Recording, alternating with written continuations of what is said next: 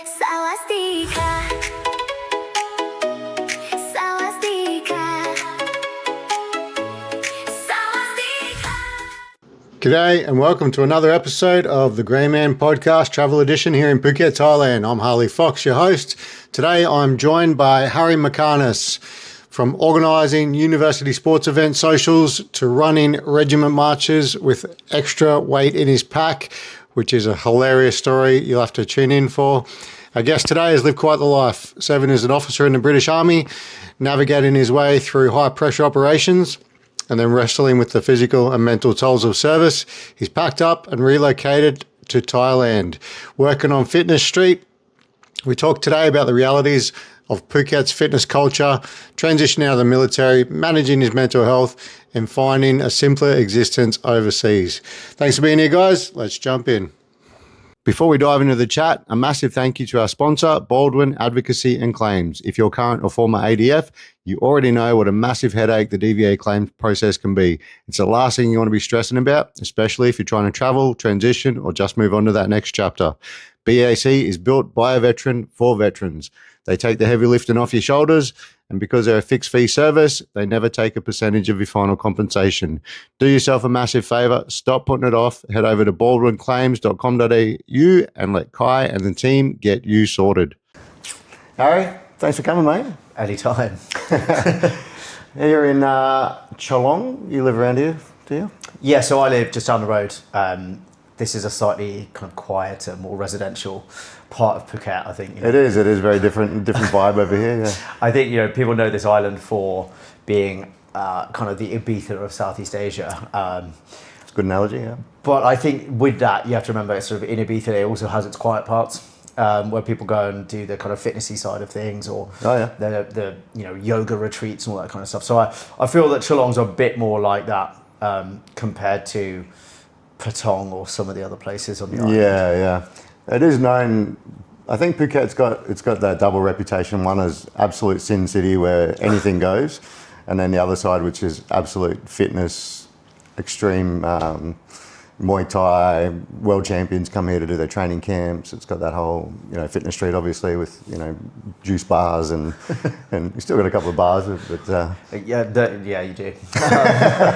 Got the ice baths and saunas and all that sort of stuff. I found this place sort of by accident and ended up visiting Fitness Street, and I'd been travelling the world after leaving the military and then my corporate job, and found Fitness Street.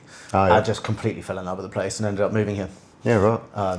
Fitness Street has played a very, very large part in me coming to this island. But you're right, there's a real duality of this island. So I think the fitness side of it is huge, massive, and getting bigger all the time. I mean, you see the developments now of more gyms, more kind of fitness retreats and all that. Yeah. This area, I was telling my friend the other day that there's pockets, right? So you got Bang Tao with Bang Tao Muay Thai, which is massive. Some world champions train there. But Cholong, in particular, it's very heavily dense with gyms with Muay Thai, big ones. So you got AKA, you got Tiger, you got Dragon. Well, that's it. And you've got someone like, one of the big brands like Tiger as well, which they actually own loads of the other smaller gyms as well, which I think a lot of people don't know. But they've got their fingers in everything because they're constantly scouting for where those... where the next champions are going to come from. It's a fight factory. They churn through people coming on retreats and learning Muay Thai, or from beginners right up to advanced. They have some incredible people there who are kind of residential there as well. It's definitely a worldwide name. Like anybody that knows Thailand knows Tiger Muay Thai. Yeah, exactly. And the amount of people that go through that place every year, and the subsidiaries as well. Whoever owns that must be making buckets of money. I would assume so. I think you've also got all the sort of slightly smaller places as well that do it. So you've got, Apollo right next door, which is still a pretty big place. You've got Dragon, you've got Lions, which is a new one that's set up there. You've got Phuket Fight Club, which slightly off Fitness Street, but in what I think will become an extension of Fitness Street anyway. Then on top of that, you've got all the conditioning gyms on Fitness Street as well, which is where I train. You've got bodybuilding gyms, everything. I mean, there's a huge bodybuilding community on this island as well. And then on top of that, there's a lot of stuff like triathlons and things that are coming in. I think Ironman, there's a place that does half Ironmans every few months just down the bottom of the island. So people will just suddenly tell you, oh yeah, what do you do this weekend? Do you want to go out for dinner? Do you want to go and whatever? And be, oh no, I can't, mate. I've got an Ironman tomorrow. You've kept that quiet. And they're like, oh yeah, well, I just saw a thing about it, so I thought I'd just go and do it. Very big with the expat community, less so with the sort of local community, but I think it is growing. But I think bodybuilding is very big within the Thai community here. Oh, really? Both male and female. Yeah, right. I guess you got cheap food to bulk up there. Not as cheap as you kind of probably imagine, though. I will say, for anybody who is thinking about coming out to Phuket, you have to understand it's not that cheap.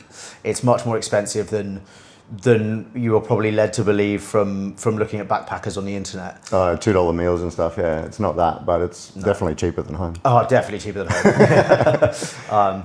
But I think also you have to remember that it does cater to a huge tourist community here. So don't be surprised if you spend more than you thought you were going to, because they saw you coming. They saw you coming a long way off. Especially in places like Fight Street and Bungalow Road, like that is the tourist mecca where they'll charge you quadruple the price of everywhere else. Yeah, and as a resident of Fitness Street as well, I see that those prices kind of going up each year. Oh, yeah. So it's one of those things that that's just the way the world works, but it can be a frustration to see the sort of gentrification of some of it as well. Fully aware that we are all part of the problem when we come here, but part of the reason you move to a place like this is actually because it's I found a very simple existence here, which is kind of what I was looking for. That in itself, sometimes when that starts to, I say, come under threat. I mean, that probably sounds a bit dramatic, but you do then keep an eye on where are the other places that are kind of not going to go up in price as much, or where you can still continue to get kind of good value for money. And also you have to understand, like, pricing out people who live here, that's a real problem with it. You see, and stuff like the war in Iran, you saw that the fuel prices sort of trebled overnight, and you realize that fuel was suddenly costing more than it did back home, and you think, well, that's extremely difficult for people who are kind of in the service industry and stuff. For sure. Do you find yourself leaving Fight Street to go to more quiet areas for? Not as much as I should do. It's the sort of place that really keeps you like locked into it. But also because I work, I have not retired here or something. So I do work full time. I do online coaching. So my working hours tend to be, I sort of train in the morning, and then my working hours are when the UK and sort of Europe, America come online. So actually my afternoons and evenings are really when my workday starts. So yeah, it's one of those, I don't get away from it enough. And I think the problem is when you have it on your doorstep, everything's on your doorstep, you're like, oh, I'll just do it at the weekend. I couldn't tell you the last time I went to the beach. I actually don't really like sand, so it doesn't help. Fight Street works well then. It's funny, I was talking about it the other day. It's in Australia, for example, to go to like a commute to get groceries or go to drop my daughter at school, for example, is easily 30-40 minute drive. But here, to go, from here to Carter Beach, which is 20 minutes, like, oh no, it's too far. Way too far. Way too far. Yeah, if it's more than about 10 minutes, like it's a real journey. Yeah, because you have everything here and then you got everything there. It's like, why would I go all the way over there when I've got everything right here? Well, also because realistically, you're probably, especially for when you live here, but haven't been here that long, like me, then you probably just like rent a scooter, for example. So there's an added complexity of driving a scooter for like 30 to 40 minutes of enormous amounts of sweating. Are you going to get pulled over by the cops? Are you going to get run over? Is somebody going to drive into the back of you? Are you going to drive into the back of somebody else? Sunburn, all these kind of things that, like, as I always say, like, I'm a pasty white European. Like, I'm not used to a lot of the stuff here. So for me, it's a massive cultural, like, sort of learning experience and culture shift, which has been amazing. But it's not quite as simple as just, I'm just going to nip down to the beach. You can jump on the back of a bike or get a taxi down and stuff. But the idea is to kind of be a bit more responsible with my money and things. So if I'm taxiing everywhere and whatever, it still adds up. Couple $100 baht. So have you always been into the fitness lifestyle? Did you grow up playing lots of sport and all that sort of stuff? Yeah. So, but also I will point out that I was like most people who get into the fitness industry. I was like a fat kid. So you got fit and then showed everybody else how you did it. yeah, basically. I mean, what better experience than learned experience, right? But I think I had that sort of duality of it at university where. Well, I did a lot of sport at school, mandatory, and then university played a lot of sport, but was also the social secretary for sports clubs. So it was a lot of drinking and a lot of training. Organising the social events and stuff. Yeah. So absolutely known for being, first man in, last man out for every bar, every club, everything. Real social butterfly with it, and actually I loved that lifestyle, but it's not sustainable for that long. And then post university, joined the military, and I think that's probably where I really got into it. Yeah. What sports were you playing when you're doing the social stuff?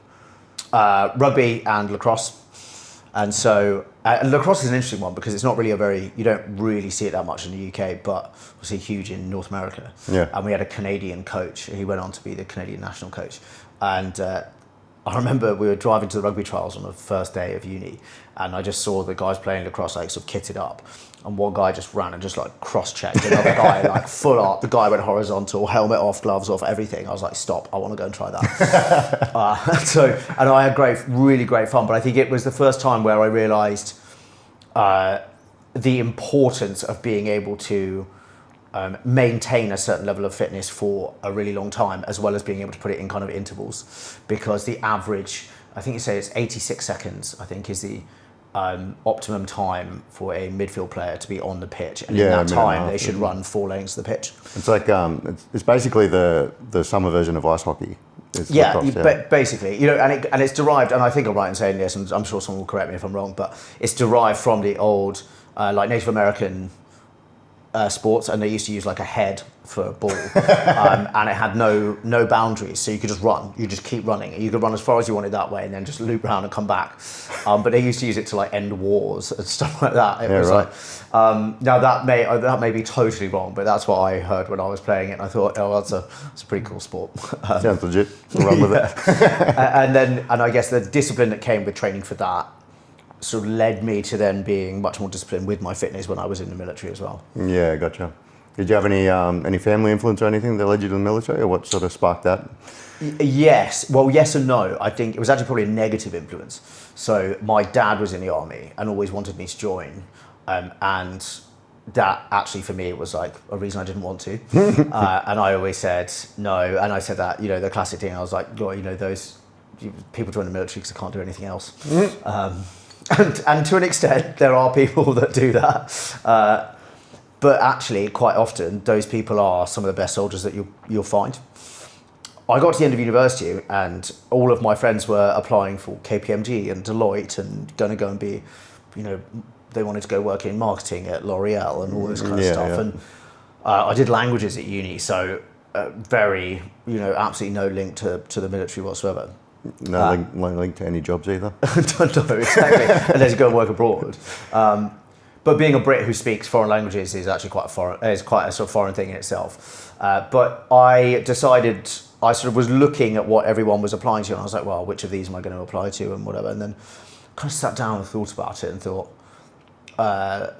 what do I want from a job? Well, I kind of want to stay in a sort of team environment. I don't want to sit behind a desk all day. Little did I know, obviously, the army as an officer would involve a lot of that. And I want to be able to stay fit and active and be outside and just doing something interesting, like a sense of adventure. Yeah. I get very itchy feet very quickly. And so sadly, I sort of came to the conclusion that the military was probably an option. Went and did the application process and went through and ended up going to Sandhurst. And all the time I remember thinking, like, what am I doing? Why am I getting up? Why am I getting yelled at by a guy at 4 a.m. because my bed sheets aren't straight? So you went in as an officer? Yes, yeah. So did my year at Sandhurst. And actually, I loved it. It was hard, really hard. But I did enjoy it. And I think once you get past, and I think this goes for anybody in any training in the military anywhere, the training is hard and it's meant to be. But once you are, they want you in. You have to remember that. Like, they want you to finish that training and go and serve in the army or whichever service. So the moment you stop stressing about it, life becomes a lot easier. You don't have to be the best guy in training. You don't have to be the fittest person, the fastest person, the strongest person, or the single best person at delivering orders or being able to strip down a rifle or put it back together or whatever. Just don't be the worst. Yeah, just be confident. Like, never be a burden on everybody else, and where you can, be good enough that you can help others. Like, if you get your stuff done early, go and help other people. But it's totally okay if you're just somewhere in the middle, because none of us have done any of that before. I mean, everybody probably remembers their first time in basic, and you're just like, what? I have absolutely no idea. And there's always some nerd who was like, yeah, I did cadets. Like, I was a sergeant major in the cadets. Like, no one cares, mate. No one cares. But they are really useful at being able to strip a rifle down because they've done it before. But you kind of look up to them at the beginning because they know what they're doing and they give you a hand, and that's really helpful. But within 2 weeks, you're all at the same level after that. But yeah, frankly, some of the hardest things was like learning how to march properly. And it's like, the running around with a Birkin on, that's not the difficult bit. It's the sleep dep and the remembering what the different rank slides are, and who you have to call sir and who you don't call sir. Who you salute and who you don't. Yeah, right. And like, God, the amount of times, like, the rifles regiment, right? They've got the sergeant major's crown is just a really big one, and but it looks really similar to the officer's one in terms of like the only difference is the size. Or that's what I remember from being at Sandhurst. And the sergeant major for our company just sort of turned up. I remember just saluting him, and I was like, he was a new sergeant major coming in, and I just saluted him, and he was like, "What the fuck are you doing?" I was like, "I don't know. I'm just here in training. I haven't got a fucking clue either." Staring at the crown. Yeah, right. And all of that, and I was like, I won't forget that. Like, I remember, we went on our first exercise in the field, and I saluted our company command, like our directing staff, company commander was there, and so I saluted him.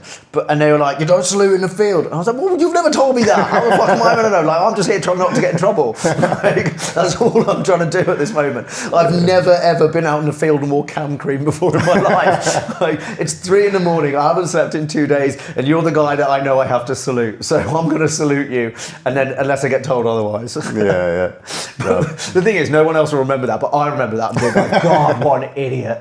Like, Yeah, I've done the same thing. I didn't salute an officer once because we were in field dressing, but we were on base. And then we all got pulled in and got in trouble for it. And everybody got in trouble for me not saluting. And I was like, fucking, we're in field clothes. I don't know. And that's the thing, because once you've been in for a little while, like, all of these things just make sense and you know how it works. But they forget, like, you don't know how to approach the scenario. It's kind of how the whole system works, though, right? It's getting in trouble, and the more you get screamed at, I won't do that again. Yeah, exactly. It is learned by rote, isn't it? Like, as in, right, I remember that I got in trouble for that last time, so I won't do that. Yeah, this exactly. time. That's how the whole system operates. And it doesn't change as well, by the way, when you're an officer. Like, I think people are convinced that officers sort of just want to run and do nothing. Like, officers get in so much trouble all the time.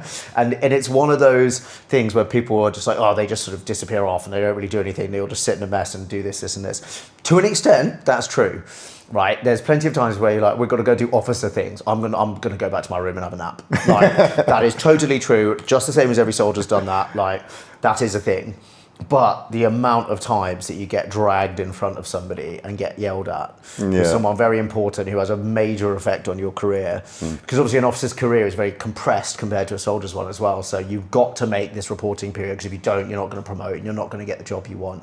And then you're going to get stuck there. And if you're stuck there, everybody knows you were shit. So no one's then going to respect you for that and that and that. And why were you here longer than everybody else? Yeah. And so, God, the amount of times, and also you get shouted at for stuff that's not your fault, and I mean genuinely not your fault. One of your soldiers did something stupid on a Saturday night, it's your fault. I wasn't here. I was on exercise in Eastern Europe. Yeah, but your soldier, you should know better.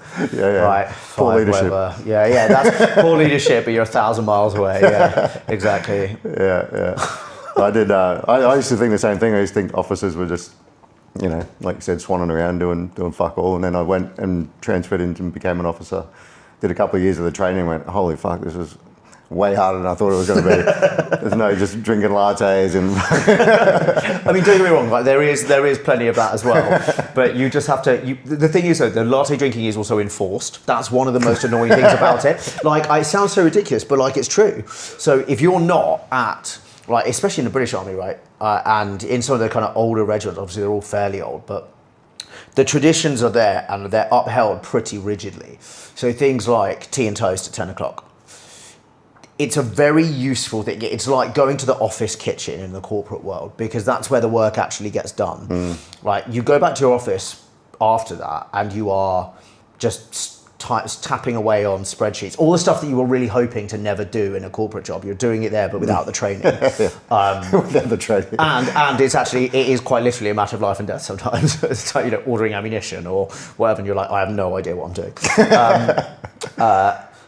But then come 10 o'clock or lunchtime or dinner or whatever, you must be there. And if you're not, they'll sort of eyebrows are raised as, he can't be that busy that he couldn't make time for this. Of course I'm that busy. We're deploying in 6 weeks' time and no one's ready. Like, and you're going to yell at me when we're not ready. so I'm going to take that half hour to just get some work done, because no one's going to come and bother me. All the lads are on naffy break. All the officers are on tea and toast. I'm going to take half an hour now and I'm going to just burn through as much as I can. Oh, why won't you at tea and toast? God, right, enforced latte drinking, yeah. Tea and toast. And then, and then lunch or whatever, if you're not in there again, just kind of questions raised about why you weren't there. And dinner, if you live in the mess, well, as a junior officer, when you live in a mess, like, you must be at dinner. Must be. And the sort of dressing up for dinner thing, like, actually is not an issue. I think people make a really big issue out of that you sort of have to put a suit on or black tie or whatever. Like, that's not an issue. It's a jacket, it's a shirt, like, it doesn't matter. It's the time period that goes with it, and like, should we have a drink beforehand? We'll have a drink during dinner, and we'll have a drink after. I don't want to, guys. I want to be in bed by 9 o'clock. Yeah, well, that's it. They expect you to stay up till midnight or 1 o'clock doing your job. At the earliest. Yeah. Like, as a junior officer, like, there are times that you are rolling straight out of the mess into PT. Just like the blokes are, they know that you're doing it too. They look at you, you're right, boss. Yeah, I'm fine. Like, but you've still got to outperform them on PT, and you can't throw up, and you can't tell anyone you're hungover, even though they know that you're probably still steaming. They can smell it. Yeah, you can smell it, see it, everything. Like, you've cut yourself shaving, like, just bleeding off the face. We're like, yeah, I'm good. I was writing orders all night. Yeah, and I genuinely remember, this is one of the sort of funnier ones that I remember.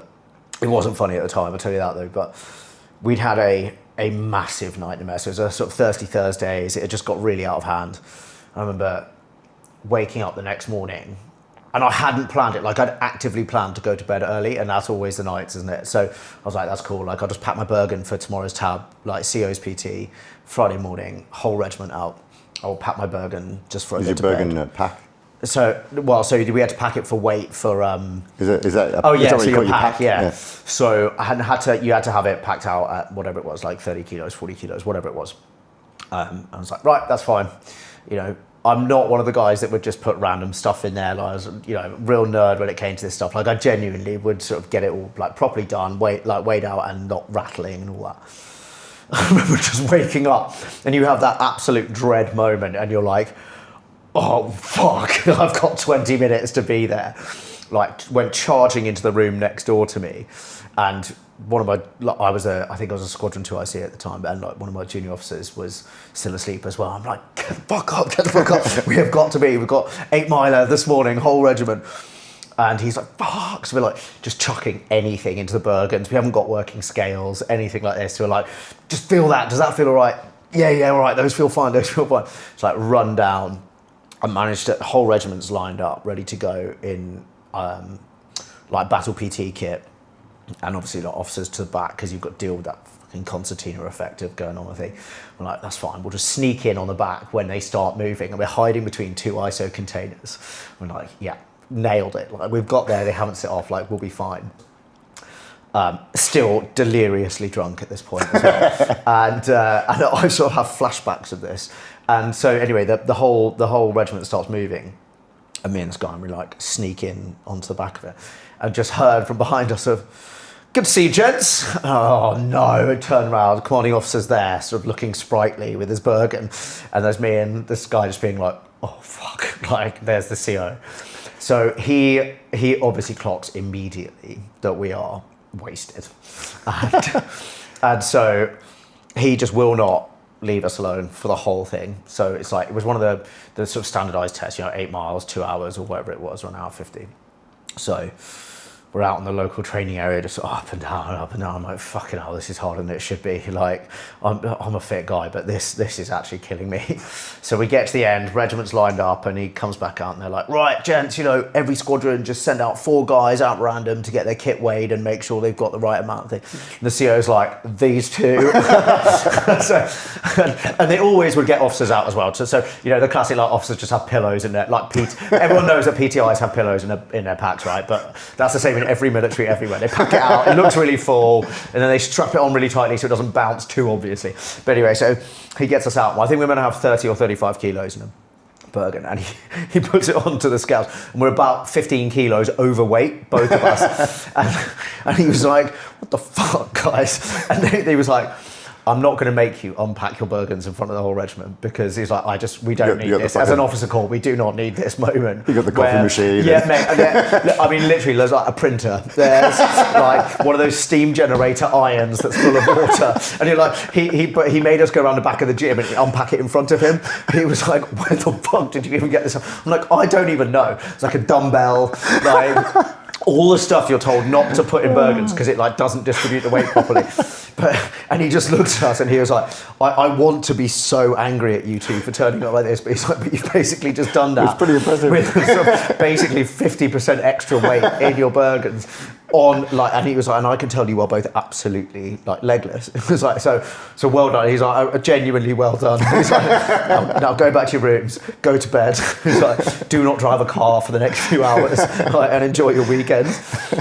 But I think that kind of, the long-winded way of saying, actually, when it's that mindset in the military of, if somebody told me right now, we're going to go out for dinner and have a few drinks, and then tomorrow we're going to run a marathon, you'd be like, oh, fuck's sake, fine. And you just do it. And I think it's one of those, like, I will bitch about it the whole way around it, right? But I will finish it. And I think that is one of those mindsets that the military teaches you that you just don't get anywhere else. Yeah. Did you walk away with injuries? Oh God, so many of them. Broke my ankles, broke my back. I have no ligaments left in either ankle. I've broken them like 3-4 times each. Yeah. That, to be honest, was actually part of the reason that I ended up leaving. And then I actually obviously can't hear shit anymore, and but actually I have pretty bad PTSD as well. So that was the main reason. But you kind of combine it all together, and both physically and emotionally, I was a shell of my former self. But I think that again is a learning experience, and I wouldn't be here right now doing this in Thailand if all of those things hadn't, that cumulative effect of going through it. Take the good with the bad. So it's a strange one to look at, because I think if you're on paper, you'd be like, what are you doing, man? Like, what do you mean you'd do it all again? But absolutely I would. Absolutely I would. Yeah, right. Because you just turn up. I've turned up on a small tropical island 17 hours away from home and got introduced. But the first person I made really good friends here was, I was telling you about earlier, Luke, who's got one leg, got blown up in Afghanistan. We met in a gym. He was doing sled pushes. And I immediately made a joke about it. But it's because he's like a man of a certain age, with one leg covered in tattoos. I'm like, that definitely is a war injury, so he's gonna be able to take these jokes. I probably should have checked before, but I think I made a joke about how it must be easier because there's actually less of him. And as you said, when you join the military, you have friends all over the world, and there's actually quite a lot of Luke all over the world. So it's one of those where you suddenly just get introduced to these people, and the only shared experience we have, like the shared experience, we've never met before. Yeah. But we're all just having a giggle, like before this and now, about things that are completely relatable to all of us.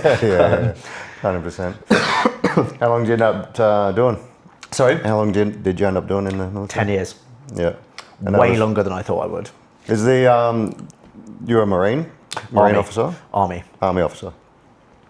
And did you go over to deploy? Yes, yeah. So deployed a few times, only to Afghanistan once, which was actually right at the end of my career. Did a whole bunch of various other things, some counter-terrorism deployments, did some of the sort of standard Eastern Europe when that was getting set up on the sort of NATO border. That was actually pretty strange. It was like the easiest tour you ever done because we didn't do anything, right? But constant readiness with the Americans as well, which, apologies to any American listeners, but like the American military takes things way too seriously for, like, they don't have this sort of staggered process of like, yeah, look, there's fine, it's all right, guys, like you can just chill for a bit. Like if the Russians come over the border, we're gonna know about it well before they come across. The American CO that we were with was kind of convinced that we would only get like 10 minutes notice, and then, you know, the VDV were going to drop in on top of us and all this, like, as if we don't have spy satellites and radars and spies and informants and everything on the other side of the border. You know, the build up, it's like the build up to Ukraine. We saw that coming weeks out, you know, moving plasma, which can only last for 2 weeks in a medical scenario, like thing. When that was getting moved up to the border, we knew that that was going to be them crossing the thing, right? All these kind of things, they exist. It doesn't just happen. Surprise attacks are, I mean, I don't want to say they're a thing of the past, but major military movements are, and not knowing about them are pretty much like things of the past now. Then obviously did a lot of exercises kind of overseas and stuff, whether it was in the States or various other places. Did Arctic warfare training with the Marines in Norway, which, fuck my life, that was probably the hardest thing I ever did. It also, I was like, I'm just an army officer, like absolutely not my wheelhouse, but they were like, oh, we need an army guy to go on it. Yeah, all right, that sounds fun. Fuck, was it fun or not? Like, absolutely not. How long were you in the Arctic for? So I can't, do you know what? I can't even remember, but long enough to be long enough to lose a lot of weight, and just I was useless at it because I hadn't done any of the pre-course training that they all do. A lot of pre-courses. And the instructor there, I remember, I went up to him on, I don't know how long we'd been in the field. We had to stop chopping down trees or something and making shelters. And I remember going up to him and being like, "Staff, can you just how do we do this?" He's like, "Come on, sir. Just remember back to those pre-courses that you did." And I was like, "What pre-courses?" It was like the 3 pre-courses you had in the run up to this. I was like, I found out I was going on this course 1 day before it happened. and he just looked at me and he went, "Oh, well done for not dying so far." Yeah, that was, so I knew I was useless on it as well. So loads of the Marine soldiers there who'd obviously gone through the training were much better equipped to deal with it than I was. I was like, right, lads, look, I'm going to offer very little value to this in terms of my ability to do anything here. Sort of my knowledge of this is nothing. Just give me the pulk, like the sled, and I'll just drag that. Like, if there's one thing I can do, I can put my head down and just go. So I dragged this like 200 kilo sled for like 6 weeks or something. Best shred I've ever had. Came back, I was like, "Whoa, yeah." Like, legs and arse have grown, like absolutely shredded. And you know, the Arctic rations, the cold weather rations are, your normal ones I think are what, 3,500 calories a day, and like those ones are like 6,000 or something. It's just, you get family-sized bars of dairy milk in it, and I remember we're packing it and being like, I'm not going to eat this much chocolate, like this is mental. I'm not eating a family-sized bar of chocolate every day. And I went to go like put them under my bed and be like, oh, I'll just have them when I get back. And the lads were like, nah, boss, take them. Take those bars. And I am so glad that they did that, because I was eating a full like 6,000 calories a day or whatever it was, and being like, I'm still so hungry. Yeah, right. Putting the work in. Yeah, exactly. And then deployed to Afghanistan right at the end of my career. So I actually was there during COVID, which was a very strange time to be there. And I was attached to the Special Forces. So obviously, like, what I can talk about is relatively limited. Just otherwise I'll go to jail, I guess. I don't know. But I don't want anyone to accuse me of being a walt either. Like, always have to be attached to, not part of. But fascinating because they operate in just a totally different world. So I got to see a really, really interesting side of how they operate and the budgets they get to play with. Like, holy shit! And that was that was fascinating. I had been 20, when was COVID? 2020, 2019, 2020. 2020, yes. So 2020 was the most bizarre year for me. I woke up on New Year's Day, phone ringing off the hook. I'd actually just come back from the Falkland Islands, which is very prescient given that England's playing Argentina today. So I was like on some post-tour leave. Been down there for about 6 months, not seen the sun, and because I was on a winter tour down there, and been at a party at Wellington Barracks. Woke up the next morning, sort of like face down on my mate's apartment floor, being like, God, what the hell happened? I was like, my phone just ringing off the hook, and it's that dreaded moment, right, where your phone is ringing and it says like number withheld or like no, like no caller ID. You're like, oh, the only people that call you on no caller ID is when the military's trying to get hold of you. I was like, nope, not answering this, not answering this. I'm on leave, I'm drunk, hungover, like I don't need this. And it just kept ringing. I was like, nope, ignore it, I'm gonna have a shower. Like, it was like a sit down shower, I was that hungover. And I got back and it was still ringing, and I was like, I'm gonna have to answer this. Like, no, it's New Year's Day and they're calling at 8 a.m. Like, this is bad. Yeah. So I I answered the phone and they're like, right, you need to come to camp. And at this time I was working at 77 Brigade, which I don't know if you guys know about it, but it's the sort of psychological operations, like asymmetric warfare unit. A fascinating place. And I was like, guys, I'm on leave and I am not in any fit state to drive. They were like, they won't like me for saying this, but it's fine, I'm out now and they can't reach me. They just said, drink coffee, drive slowly. I was like, whoa, that's bad, because the military is like, drink driving is like the worst thing you could do in the army, right? Like, absolutely the worst thing you can do. So there I was, like, obviously for legal reasons, like, absolutely fine to drive. But like, over the steering wheel of my car going down the M4, like every service station, like a Burger King and a coffee, like every 10 minutes, like, to get in. Got to camp and there was someone waiting for me in plain clothes, and like obviously the guard are on and everything, but like one of the officers was there in plain clothes and was like, I was like, oh, I'll just go park around the back of my bay. He was like, nope, no time, park here. So I parked in the bit where you normally get a ticket for parking, and I was like, oh my God, like what is going on? Yeah. Walked into the briefing room and they're like, right, you are the only guy on the system who has all of the right qualifications we need for this, and the right security clearance and the right everything. So you need to go and pack a Bergen now, and then you're going to go to Northwood, which is the NATO sort of permanent joint headquarters up in North London. I was like, fucking hell, like, this day's taken a real turn for the worse. Like, so, and then I was like, well, what am I packing for? And they were like, just pack because you might be getting deployed. Where? We don't know. Well, that doesn't help. Do I need warm weather kit, cold weather kit? Like, what do I need? Am I taking a cold weather sleeping bag? Yeah, I've just come from the Falklands and I've done Norway. Or am I going to Iraq? Like, oh, no idea. They were like, we don't know, but probably go warm. Like, go warm. Okay, so I'm like packing all this stuff, and we're kind of at the same point as packing for that tab now. I'm like, don't know, printer, like, you know. Anyway, so I pack it, and the brief I got was essentially, we don't know what's happening. Something's happening, we don't know what, but every source on the ground is like telling us something's happening, like, or the Americans are acting really funny about something, but they won't tell us what. We're not going to ask because they're obviously not going to share whatever it is. Like, everybody's picking up on this kind of something, whatever. Anyway, it was then, they then killed that Iranian general, the Soleimani. All hell broke loose. And so I was going to get sent out to go and basically be part of running the evacuations for the embassy and all this kind of stuff, and all the entire personnel from Iraq and whatever. And I'm just sitting there, I was like, fucking hell, this is a start to the year. Then ended up getting put into a different kind of subunit, which I'm not entirely sure like how well known it is, so I won't say what it is, but who kind of deals with some of the sort of grand strategic kind of levels of media, comms, psyops, that sort of stuff. Yeah.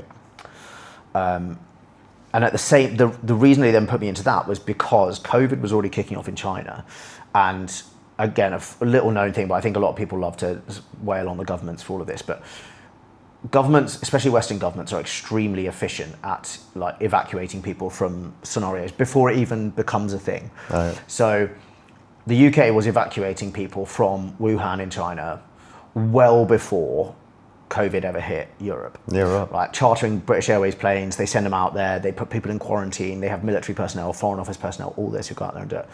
And no one knew about this because it's just not something they talk about.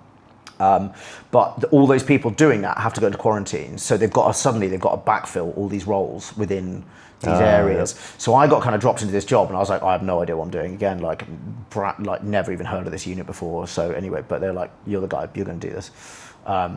So I start doing that. And I just remember being like, seeing all the stuff about COVID and I was like, I think this is going to turn into something bigger than we think it is. I just don't know what, like, it's literally, let's put the hairs on my arms up. Because I remember saying to myself, like, this has all the hallmarks of this virus X that we planned for, and I'd been part of a resilience thing previously. And then basically off the back of that, I then had to go and work in Downing, it then hit, and I had to go work in Downing Street for COVID response. So London is looking like a scene from 28 Days Later. We were living in an abandoned hotel. Food was getting dropped in like those Norwegian containers outside the door of the hotel, just like, you know, army slop, like range stew every day. There was like 6 of us. We had to wear civilian clothing because people didn't want to know, they didn't want people knowing that the military was involved in part of the planning. We're hard targeting out of the hotel in the morning to go so that no one could get photos of us all leaving together, going into Whitehall, helping with the resilience planning there. You know, everyone at home was doing TikTok dances and like, you know, disinfecting Amazon packages. And we were there and this is where I would say hats off to the civil servants at the time. Like this was early on during it. They came into work every morning, like genuinely in the belief like they might die. Yeah. Right? And that is kind of where we were at, weren't we? And it's very easy to forget this. That's where we all thought COVID was going. Yeah. And these people were coming in every single day to try and keep the country running, and we were helping them out. From little things like the brigade sergeant major was with us, and he would literally walk around with like handfuls of like hand sanitizer, and if people touched things and didn't like disinfect their hands, he would like just launch a big bottle of hand sanitizer at some unsuspecting civil servant in the back of the head and be like, "Oi, you, clean your fucking hands." And they had no idea what to make of us when we came in. They have their own planning frameworks, and we were like, "This is fucking shit." And we were like, "Right, do you know what? We're going to do our own one." And we just kind of did like an estimate on stuff, came up with a set of orders, like plans. And we kept getting told off from being like, "Stop trying to militarize the civil service." And we're like, "But they are so shit." And they were like, "They're not shit. They know how to do this." They think, and we were like, "No, you're right. Their implementation is great, but their ability to plan is too wafty. Like, we need to make this more streamlined. Like, this shouldn't take a day to plan this out. We can do this in an hour." Because we're running off these headings, and like the headings that they have for working off stuff doesn't work in this scenario. So we kind of built this in, and then we were like, what if we kind of split our teams down? So we had like a present plans and maybe like a future plans, and our brigade commander was like, "Stop calling it like current ops and future ops. Like you cannot militarize them like this." We're like, "Okay, what if we call it like present day planning and horizon scanning?" He was like, "Yeah." He was like, "To be honest, they'll probably buy that. So let's go with that." And they were all like, "Horizon scanning, I love that." And we were like, "Fucking hell, right? We'll just call them J3, J5 at this point. Like that's just easier." But these guys, like, it's easy to take the piss, but hats off to them because they did it. But then yeah, we were doing that, and then I basically got ripped out of that, sent to quarantine for 2 weeks, and then went to Afghanistan for 7 or 8 months. Yeah, right. And we had so this was all in 2020, and we had no R&R because obviously you'd have to quarantine before coming home, then when you got home, then before coming out, and then when you got back. So suddenly a 2-week R&R would have turned into like 2 months. They were like, "Well, you can't do that." So it was straight shot through there, and then got back. I had witnessed something really horrific actually right at the end of my tour, which I thought was a pretty unshakable guy, but turns out not. And I had to sit in quarantine alone. Oh, fuck. You're dwelling on it. Oh man, there was a point my friend gave me their flat in London because they'd gone out and were like staying out in the countryside to get out of London during quarantine and all this. And like, you know, very nice exposed beams in southwest London, like really luxury flat. And I was like testing the fucking, will this hold my weight? Sort of thing. Like it got really bad. And it just kind of spiraled after that. So it was a hell of a year. It was a hell of a year. Yeah, right. But obviously then I did what all service members do and just completely denied that there was a problem. Yeah. Told everyone I was fine. Yeah, Drank a lot. Yeah, that was your coping mechanism. Yeah. Do you know what, man? I didn't have a coping mechanism. My coping mechanism was just to simply pretend it didn't exist. Like pretend that there was no problem. And yeah, it got very dark very quickly. Were you still focused on your fitness and stuff, or was it just sort of? Yeah, to like a really detrimental point. Yeah. But I kind of went back to like hard partying at the weekend, hard training during the week. I've always had a rule, which actually, to be honest, out here has probably slipped for the first time, realistically, like since university. But I don't drink on weeknights. Like, I don't drink on a school night because, like, I'm not really a one beer kind of guy. But I also don't. I'm totally okay not drinking. You know, Yeah. I can go to a bar and drink Diet Coke right the way through. That doesn't bother me. Yeah, right. Out here, it's a kind of stranger one because now I work for myself on a different time zone. Like, if I wanted to lie in the morning, I could, because people aren't going to be coming online till later, and then my work is actually later. Yeah. But also, a lot of people out here are in the holiday mindset, or they've retired, or whatever. Yeah, So really no such thing as a weekend here. no, although strangely, right, Thailand has a six-day working week. So for the expats that work out here, like they are, you know, they're not going out on a Friday night because they've got to be at work on Saturday morning, which, you know, again, different work ethic, very different lifestyle. But yeah, I never, even kind of in my darkest sort of periods, I didn't drink on a weeknight. Yeah, right. Because I knew where that went. And I'm not a kind of go home and crack open a bottle of wine sort of guy either. It's just like, I get white girl wasted on wine anyway. I'm slutty and fighty, like, you know, and then cry. Like, You go through the full spectrum. the full spectrum. There's a reason they call it like rosé. That's why they call it bitch diesel. Like, it absolutely sends me sideways. Like, I never drink wine because I will absolutely. You don't want to see me when I'm had a bottle of rosé. Like, alternating between trying to chat you up and crying. Break a leg off your heels. Yeah, mate, honestly.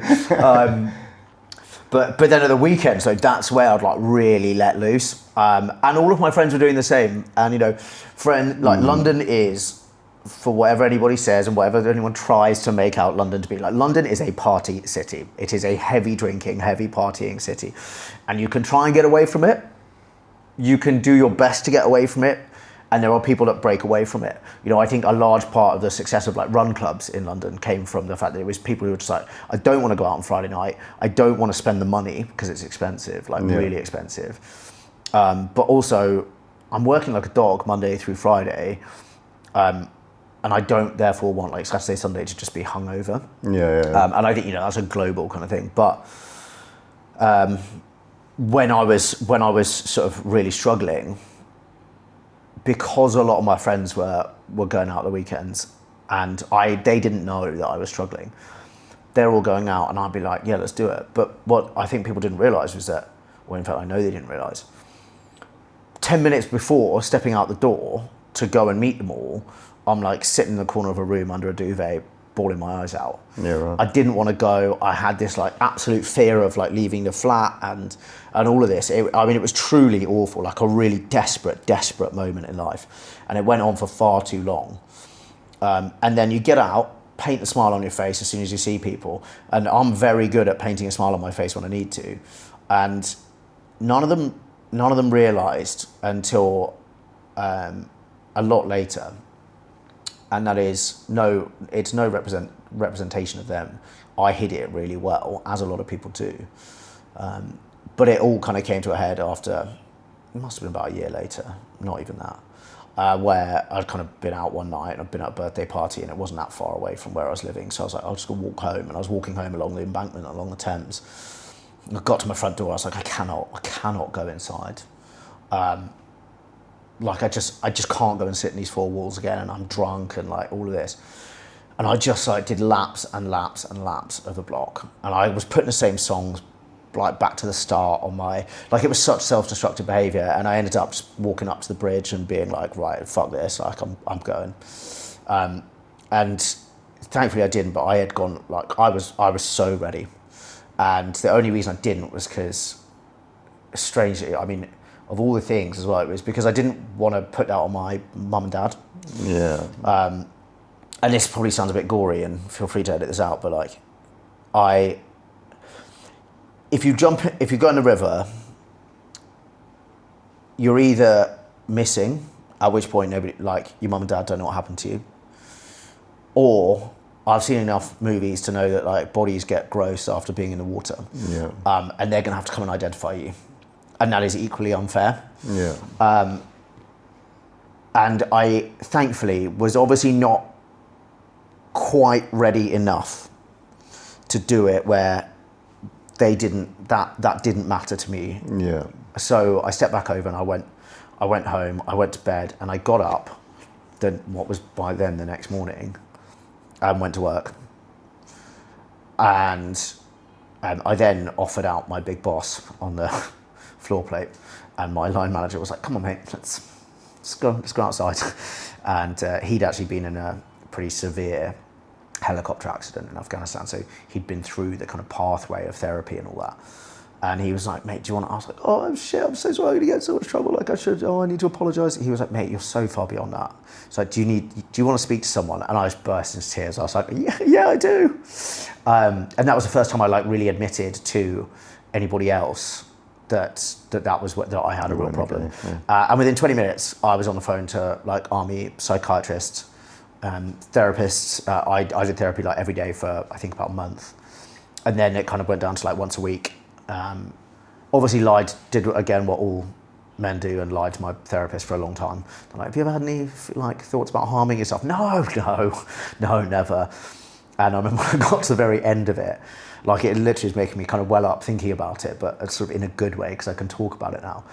But I remember getting to the end of getting discharged from therapy because I was leaving the army, and I remember sort of crying down the phone to the therapist and just being like, "I just want you to know like how much you've done for me, because I wouldn't be here if it weren't for you." And I was like, I need you to know like I lied the whole way through. Like of course I came on the phone. I had basically gone to go off the bridge the day before and thing. She was like, "Oh mate," she was like, "I know that." She was like, "I knew that the moment we started talking." She was like, my notes say still not ready to admit it. Like, and she was like, "But you are not the first and not the last man who will come to me and do this," and woman as well, I guess. She was like, "But look, you are a combat arm officer who was like working with the special forces, who went to Afghanistan, who then needed urgent therapy help." She was like, what do you think that says to us?" I was like, "Yeah, that's a fair point. Like, there's a reason you're good at your job." Like, So that was the kind of catalyst from that night, was the sort of on your way out? yeah, I just sort of realised I was like, I need to get away from this now, because if I am not, it's hard to verbalise, but I guess it's one of those where if you're constantly going through that battle, I kind of said to myself, I was like, I'm not really useful to anyone else at this point. Ineffective soldier.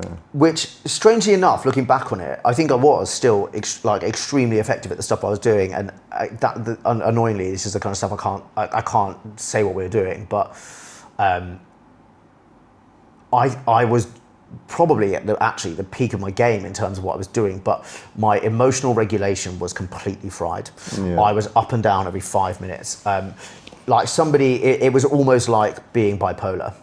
And one of the most important things, this will stick with me forever, that the therapist said to me, I sort of said, "Look, when do I go back to being like I was?" And they said, "You don't." And I was like, "What do you mean I don't? Like, what's the point in being here then? You know, like therapy is meant to fix me, right?" She was like, "No, absolutely not.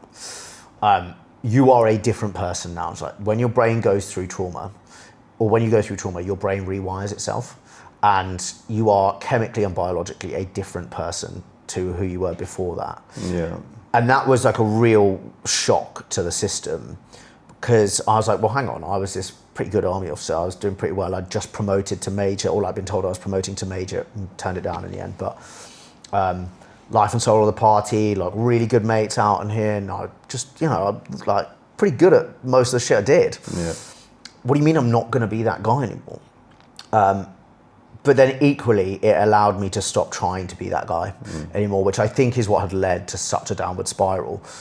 Instead of just realizing that something was deeply wrong and I need to fix it, I went through the well-trodden pathway of that's cool, I can drink my way out of this, or I can just act like there's no problem and it'll go back to normal, or I just need a good night's sleep. You're not getting a good night's sleep, man. You're waking up with tears running down your face. That kind of, it's not happening.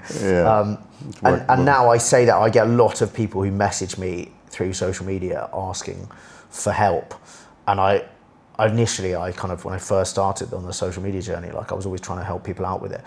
Until you realise you're like, man, I can't help you. What I can do is signpost you to people who can help you. I can talk openly about my experiences, but everybody's experiences are different. Like therapy will work for some people and it won't for others, and different types of therapy. For me, the therapist wasn't about them saying, okay, now close your eyes and count to 10 and breathe deeply, because for some people that works. For me, that doesn't work. That makes me more angry. For me, therapy was about being able to talk about what I had seen and try and just get some things out of my brain that I was so used to being able to deal with everything myself, and I just couldn't. And so that's why I will always just say to people, I'm like, look, if you are going through this stuff, just go fucking talk to someone, because it doesn't matter who it is, talk to somebody. Because even just getting a tiny bit of that off your mind and sharing it, get it out. It helps so much. I mean, God, man, I cried like solidly every therapy session for like the first month, because my brain was like, this is just such a release, being able to just get some of this off my chest. 100%. And now that's why I just do so much of what I do. I'm a fitness coach, but the reason that I spend so much of my time doing stuff like charity things for veterans organizations is because I just didn't know where to look and I didn't know what to do. And so if you help one person, then you have achieved something good. And actually it's amazing, because some of the messages I get from people now who are like, look, man, I listened to some of the podcasts you've done or where you've talked about this, and it's allowed me to do this. And I got one the other day from the son of a guy who was like, mate, my dad has really bad PTSD. He's not been outside the house in like years, like all this. He's like, I got him to watch some of your stuff and it's helped him, and he's gone to therapy. And then I kind of completely forgot about it. And then it must have been about 4 months later, he was like, mate, I just wanted to say that my dad left the house for the first time because he actually took your advice and went to therapy. And then that guy has messaged me since and been like, hey, I'm the guy. I just didn't know what to do, and actually it was just hearing somebody say, it's nothing to do with me as a person, it's just hearing somebody who's been through similar stuff say, get a fucking grip, man, go and talk to someone, that allowed him to then kind of start getting his life back on track. And that's, it's screaming from the rooftops. It's not a fun subject to talk about, but it's fucking important. 100%. And we've all lost mates to it. Yeah, that's why the podcasting realm is so important, especially for us in this sector, being veterans, and exactly what you were just saying, people that have isolated themselves and locked themselves away and they don't know how to cope and how to deal with it, and they feel like they're the only one. And then hearing somebody, like the story you just told, it resonates and people feel exactly the same way, and they can see how far you've come, and they're like, fuck, maybe I should do that too, or I feel like I'm empowered to go and do that now because Harry's done it. I think it's a weird world, right? When you're dealing with this internal stress, you just don't know what to do, and no one's prepared you for what to do. And look, everybody out there, like, mental health is this massive buzzword, and people always talk about it and blah, blah, blah. And, we have the amount of influencers online who have been like, mental health matters. How the fuck would you know? You had a bad day. You don't have depression. You don't have PTSD. You've never watched one of your mates fucking die. You've never seen a bunch of civvies get blown up. Like all of that. Like, I'm not taking away from stuff that people outside the military have, like severe trauma from stuff and mental health sort of issues that come from it. Of course they do. But the sort of over dramatization of it by people who live a fucking charmed life and sometimes get a bit sad. Like there trauma is a buzzword. And it fucking breaks me, man, because it really undoes the importance of, or the message that we try to get to people who need the help. That is it's a real pet hate of mine, and I call it out very openly online. Like when people start talking about it, you're not depressed, you had a bad day, right? There is a big difference. And I also know, I'm fine, diagnosed with PTSD, and with that comes bouts of depression, but I also know which bits are the depressive bits and when I've just had a shit day. And if I can get up in the morning and get out of bed, like it was a bad day yesterday, right? if I'm going into a depressive spiral, you're not seeing me for 3 days. Yeah. And I fight to get past those because I know that I just get up and go for a walk. Like that will absolutely make a huge difference to how the next 3 days goes. Yeah. Do I do it? Absolutely not. Like forcing myself out of that bed and going to go and do it, or to eat breakfast or whatever it might be. I know I need to do it. Do I get it right? Absolutely not. Like I struggle with tons of stuff all the time still. Yeah. I'm just better at dealing with it than I was. Yeah. Did you continue on the therapy after you left? No, I didn't. And there's a couple of reasons for that. One, I tried to go through the NHS pathway with it. And the NHS tells you that it has these wonderful systems for veterans and stuff. Nah, never heard shit. Tried to get in touch with them several times, never heard back. Yeah, I was going to ask actually what your sort of veteran affairs looks We don't like. have one. Yeah, right. Well, we do now, but it's toothless. It does very little. I would love to see it get more prevalence. It was started by Johnny Mercer, was a British politician who, I think he was infantry, gunner, I think, served in Afghanistan, did loads of tours there, went into politics and started the OVA. I think under maybe David Cameron or someone, but he was given a seat at cabinet, so it was really elevated to a good level. Since then, we've had, fuck knows how many prime ministers we've had now. It's a lot. We get a new one every 6 months. I think it's my turn soon. Just waiting for the letter. It's like jury duty in the UK at the moment. They haven't given the Veterans Office a seat at the cabinet table since, I don't think. Oh, right. Which is very disappointing because to me that says that they don't value veterans in the same way. We had a veterans minister very recently, Al Carnes. He's still a politician now. In fact, I think he's a Secretary of State for. We have a lot of various bits of military secretaries of state. I don't know which one he is. He actually follows me on Instagram, so Al, if you're seeing this.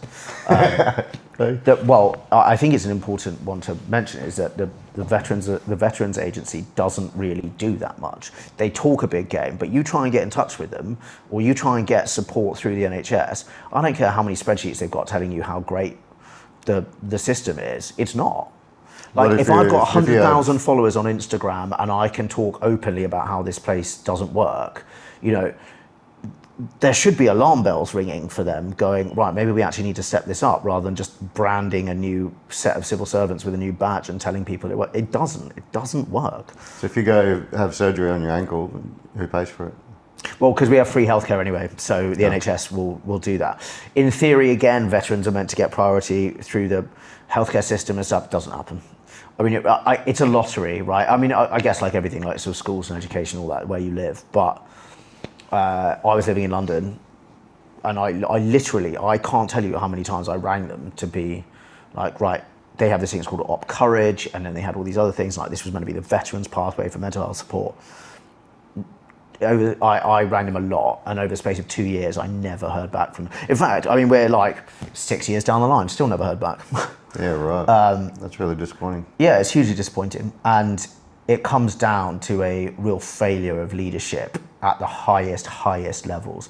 And it's very easy, of course, to critique it. I was only a lowly captain moving to major, but when you sit in these ivory towers surrounded by spreadsheets, you do not understand what's going on the ground. Yeah. And it's all well and good. Every veteran turned politician gives it big licks about how much they did. And Al Khan's he did some serious shit. Like, this man is an incredibly impressive individual. But when it doesn't matter who you are, and this isn't a dig at him, it's sort of at all of them, there's enough of them that talk about their military service to get a job. But then don't actually do anything to look after veterans. It's not just a buzzword. They should be out there, making sure that the people who went out there and dedicated their lives to their country, and again, without sounding jingoistic, like every one of us did. We wore the flag on our arms for however many years.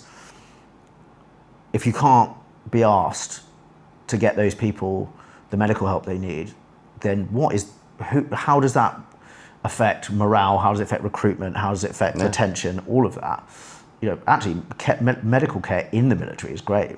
When you leave, you're just pumped into the national health system, or National Health Service. And moral injuries is becoming a big thing these days too. Oh, and the moralistic stuff, man. I mean, that at the end of it was the undoing for me. Like the thing that I witnessed was a kind of mass civilian casualty, but there was a very personal attachment to it. And again, like I can't go into exactly why, but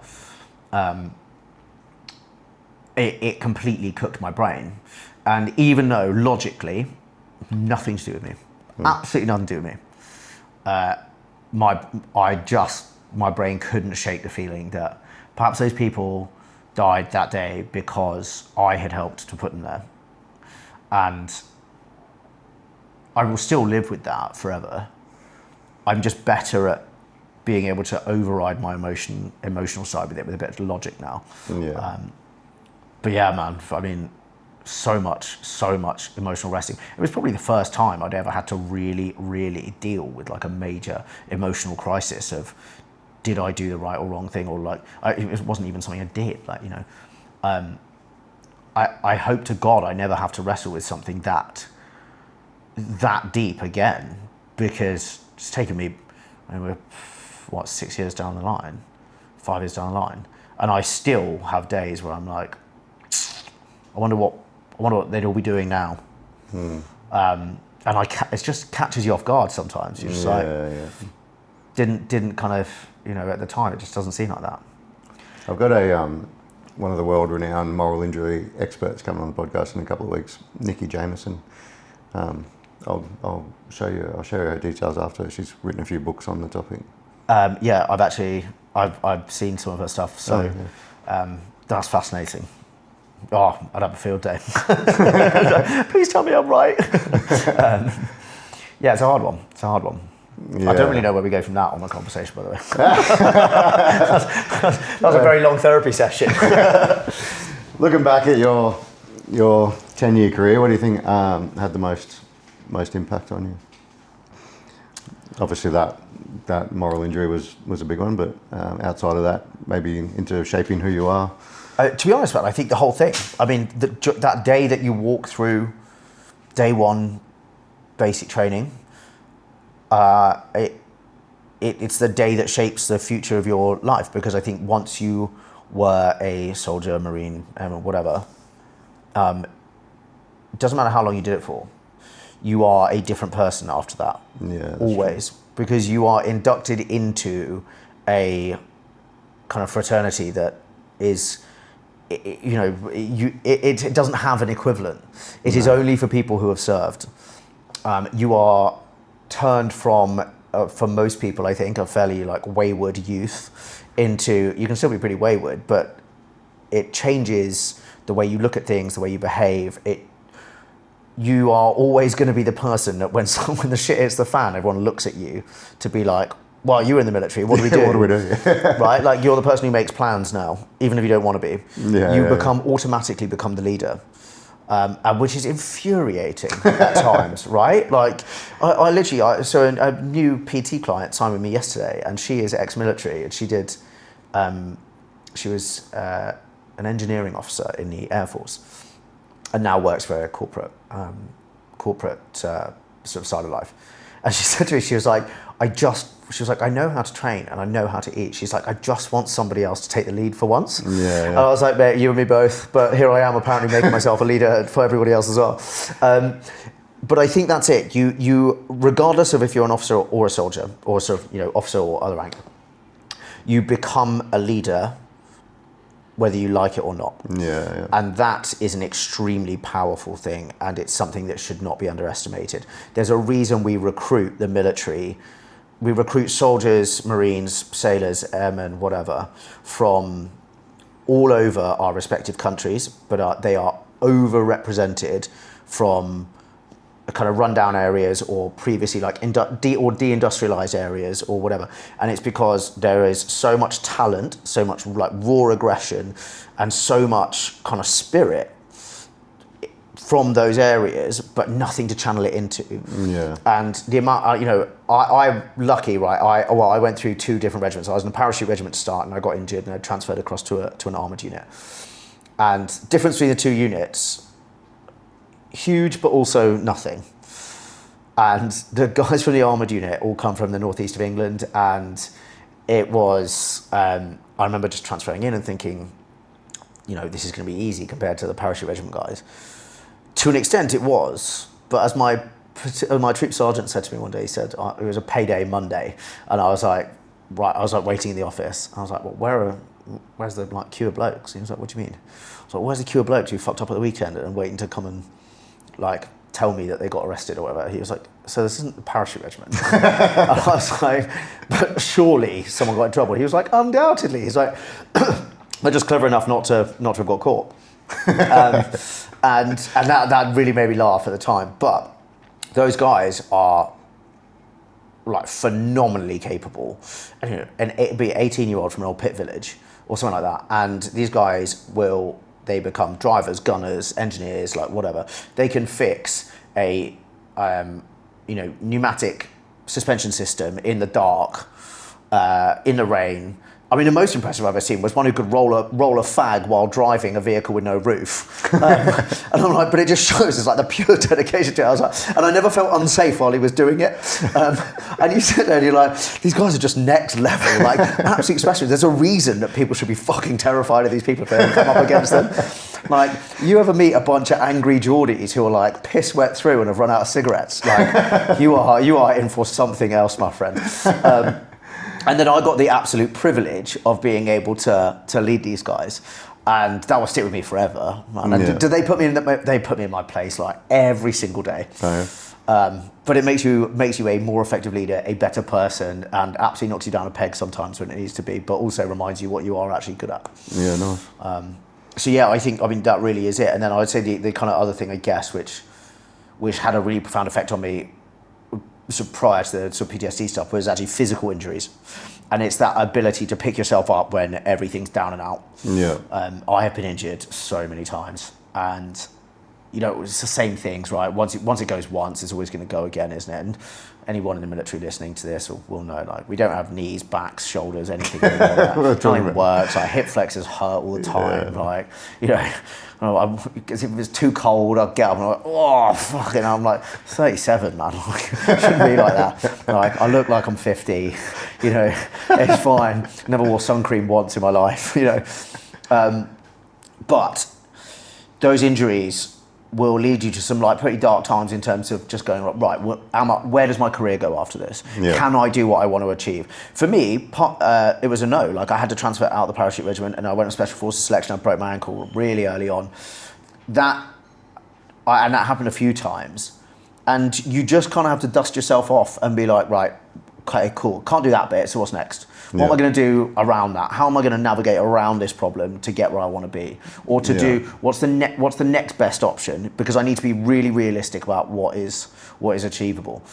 And I think that is something, again, that a lot of people, you know, my little sister was permanently injured and she was never in the military, and good God, the excuses I hear about. I was like, oh, my knee hurt. Fuck off. Like, I've broken my back, I've dislocated my shoulder, I've smashed up my ankles, like, and I'm still running ultramarathons. Like, you know, my sister, it's all in, she'll hate me if she watches this, but like, you know, it's fine. You can live in your like 3-bed semi just outside Reading. Like, don't complain to me that getting on your bike hurts.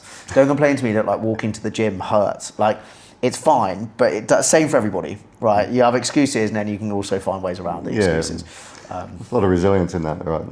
In that sort of statement, and that's something that we're taught, like you said early on, that resilience. You get in trouble if you don't. Improvise, adapt, overcome. Yeah, well, that isn't it. I mean, especially like you move to a foreign country, you just have to just get on with it. Yeah. Like, if you move to I moved here not knowing anyone, just don't want to help you. Yeah. You know, I turned up here and was like, cool, right, I need to find a house. I need to work out how to pay my electricity bill. I still don't really know how to do it. Like, took me ages to work that one out. So okay. How long, when did you get out? So I got out of the military in officially in 2022, I Okay. think. And then how long before you decided to come over here? Well, so I went corporate after that, which I went to a defence contractor and was head of business development there. It was interesting, and everybody there was ex-mil, special branch, that sort of stuff, like some ex-spooks. So you just going from one sort of... Oh mate, we used to call it the halfway house. You could say cunt in the office, and there were two Kiwi girls who worked there who were like non-military. They were the only non-military people in the office, and it was a bit like with like earmuffs, and they would like put noise cancelling headphones on, and we just like, anyway, do you want to listen to what I got up to this weekend? It was like a real military halfway house, and just non-stop dit spinning as well. Like we would like, I don't know if that translates into Australian, but like Dit spinning? Dit spinning, like where just sit and tell stories. Yeah. I'll pull up a sandbag, so stuff like fucking hell. One person makes a cup of coffee, like, well, I'm just gonna sit here and have a cup of coffee for a bit. Everyone would come around and be like, right, pull up a sandbag, gents. Like, we had an office RSM who would like tell us to get a haircut. I was like, Dave, you can't do that anymore. I'm a civvy, it doesn't matter. He's like, no, but you're gonna look smart and tidy. Shut up, Dave. It's in your pocket. Like, honestly, like if your shirt wasn't ironed, like you're like, you can't wear that. Why not? Who cares?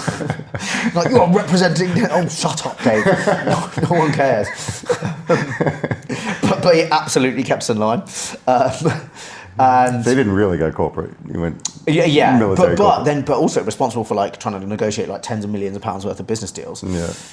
And really difficult was that you're doing it back into the military, so it's very like poacher turned gamekeeper. No, the other way around, gamekeeper turned poacher.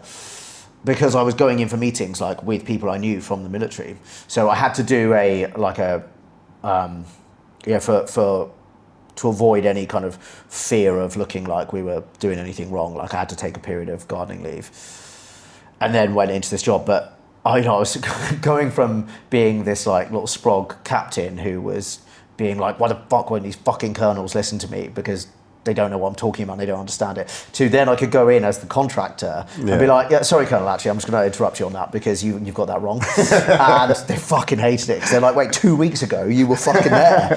I swear you were the one I told to shut up on a voice call the other day. I'm like, yep, £10 million please. But we were good at it, and we got a lot done and did a lot for them, because the moment you move beyond really basic kind of World War I trench tactics, like senior officers just haven't got a fucking clue, right? There's a lot of like, we're going to integrate AI. Are you? You don't even, you call it chat GBT, like, just absolutely infuriating people. So many buzzwords. And that in itself was frustrating, because you also get to then see at the higher levels, like where they're wasting money, how they're actually just wasting time. Yeah, hemorrhaging money. And they were, but then you also did get to kind of influence some of the good side of it and get them to spend money on things that did matter, and really increase capabilities. The problem is that, if they don't understand it, they can't sell the concept to somebody else who doesn't understand it. Or they both just talk bollocks at each other and then pat each other on the back for being really, really modern. And I think every military has that problem. Everyone does. Why are all radio systems so obsolete? All of this, like, how many times has everyone said, just get us a combat iPhone? Like, they now have them. The US has them.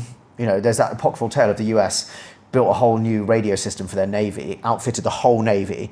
It didn't work very well, so 2 years later they just ripped the whole thing out and put a whole new system in.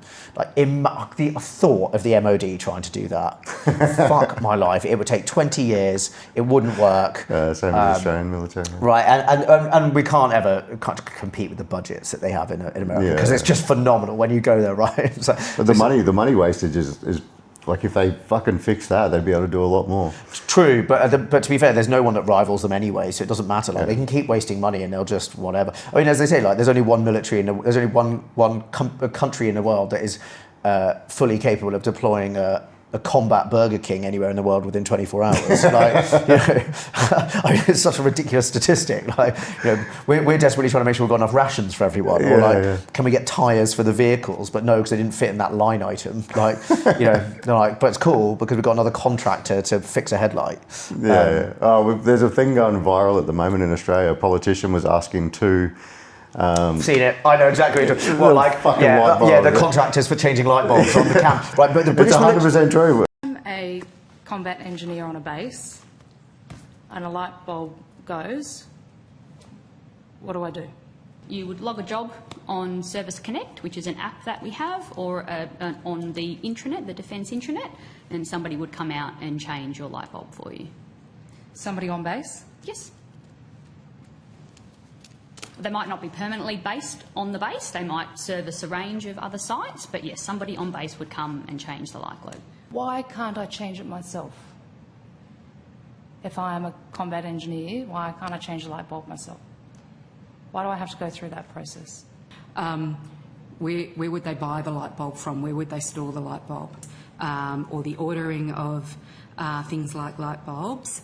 How much does it cost to change a light bulb? I couldn't tell you. We don't price, individual activities down to that level of detail. I know you're looking at me like this is a ridiculous line of questioning, but we're trying to understand the maintenance program on these bases. And the British military is exactly the same. Like, Jesus Christ, like, buy shares in Babcock. Anybody buy shares in Babcock, right? Because they have got the market covered.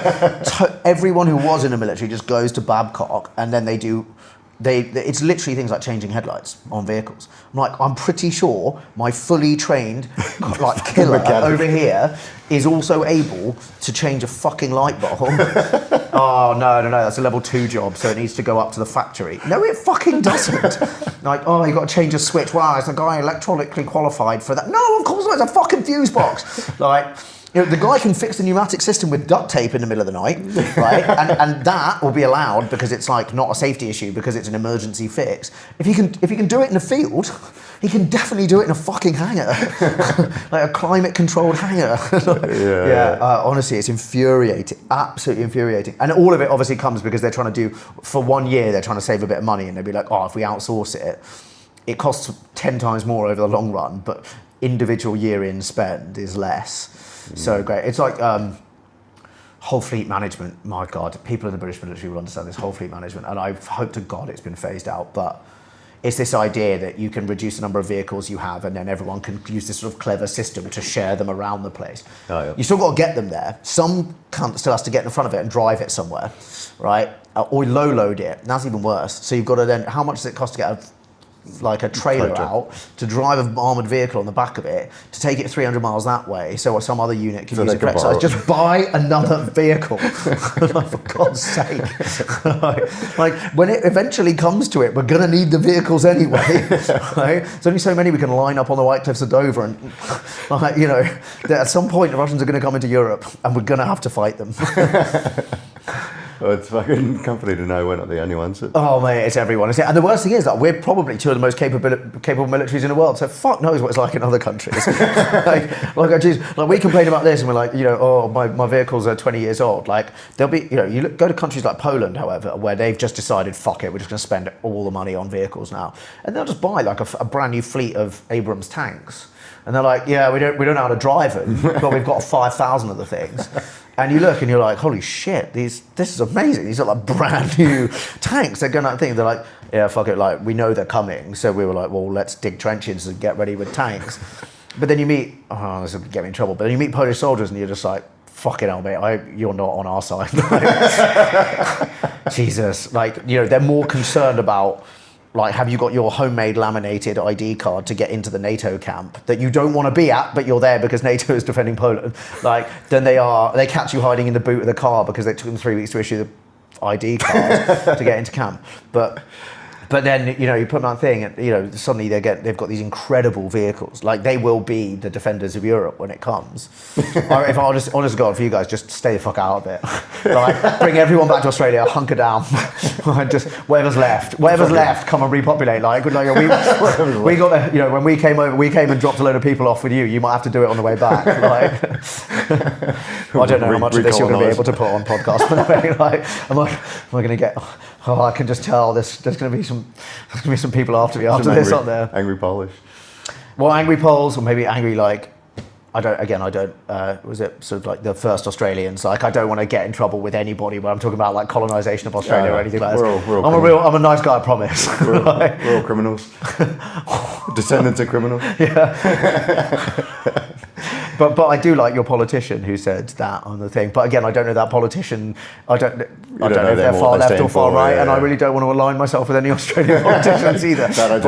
But I do. Definitely don't do that. No, I get random clips of it coming up on my thing, and I'm like, oh wow, like that's interesting. And then people are like, this is the angriest person who wants to do that. I'm like, okay, right, unlike that video. Like, that's not going on there. Like, yeah, you can't judge them off clips. No, but these days, man, like, honestly, on Instagram, I have the thing so where you can't see, you know, it gives those stupid little bubbles to show if you've liked something, right? You can turn that off. Oh, can you? Yeah, thank God. Oh, yeah, we'll right, do that. absolutely, get that, like, turn that off immediately, because, like, you know, it's the accidental like on something that you didn't realise was a really polarising topic. Yeah, oh my God, why have you liked this? Because I didn't realise it was a problem. Like, I'm just a bloke on the internet. I don't really know how I got here. You put a comment on something that you think's pretty innocuous, and then all of a sudden you get 50 hate replies. You go, So look, I will be honest with you. It is actually one of my guilty pleasures. I really love just a bit of under a controversial post, or even not a controversial. But that's the best one. Go under like something not controversial and just make a controversial statement because people are like, where the fuck did you come up with that from? And, just wait for people to get angry and delete it. Like, but quite often I will, like, if it goes really, if I put something that I think is not, I mean, I'm not in there for trolling. Like, I don't do trolling because I've been trolled. I think it's just a bit of a waste of time.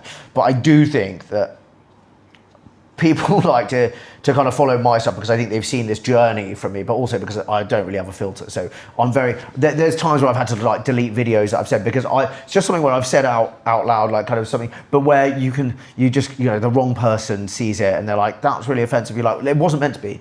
It really wasn't. Like, I am not in this game to offend people. I am really not. If I have a strongly held belief and you are offended by it, like, hey, look, we all are entitled to our own opinions.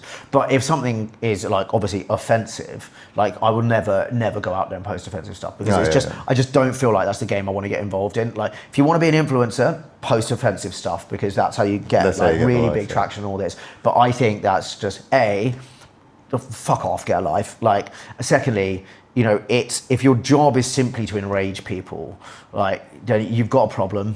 Like, you really do. It's all rage bait, and then and also, then you're just desperate to be famous. And this is one of the big, like, I got asked this by a TV producer when I first started doing social media, and like, people start to find you on social media, you get all these like requests to go on TV and all this. Like, the amount of times I've been asked to go on like single, it's always a fucking dating show. Always. Every dating show under the sun I've been asked to be on, like from Married at First Sight to like whatever, and I just really, really want to put this out there. I don't want to be on those shows. Please stop. I've just had one for, do I want to be on the next season of Big Brother? No. Like, no, I don't. Like, I'm sure people on it are really fun and whatever, but like, again, like, I always caveat these things. I'm very millennial about this. I'm very like positive. Like, go and do that stuff if you want to. Just, I clearly don't.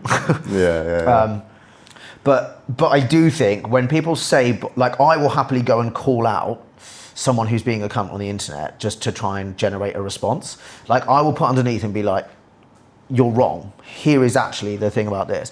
Like, I saw one of my mates the other day, or I say one of my mates, like a guy I know, he's a veteran, and he posted something, he was like, the UK is about to, they've just announced they're going to hold this big kind of whole government response to like a potential Russian attack on the UK. So obviously tabletop exercise, but the UK gets attacked, cyber attacks, infrastructure attacks every single day, multiple times a day by Russia, by China. Well-known facts, right? It's not debated. But he wrote this, I was like, mate, I have worked I can't even tell you where I've worked, but I need to be able to tell you that you are completely 100% fucking wrong about this. Do not come so confidently on the internet with sort of wrong opinion, because it can be damaging in the long run. But oh my God, then the people underneath that being like, no, don't be a sheep. I'm not a fucking sheep, mate. Like, at what part of my life have I been a sheep? Honest to God. like, if I could tell you about what I know, you would honestly fucking shit yourself. Like, you know, it's, yeah. Sorry, I get really worked up by this kind of stuff, as you probably tell. Like, swearing's gone through the roof when we go through this.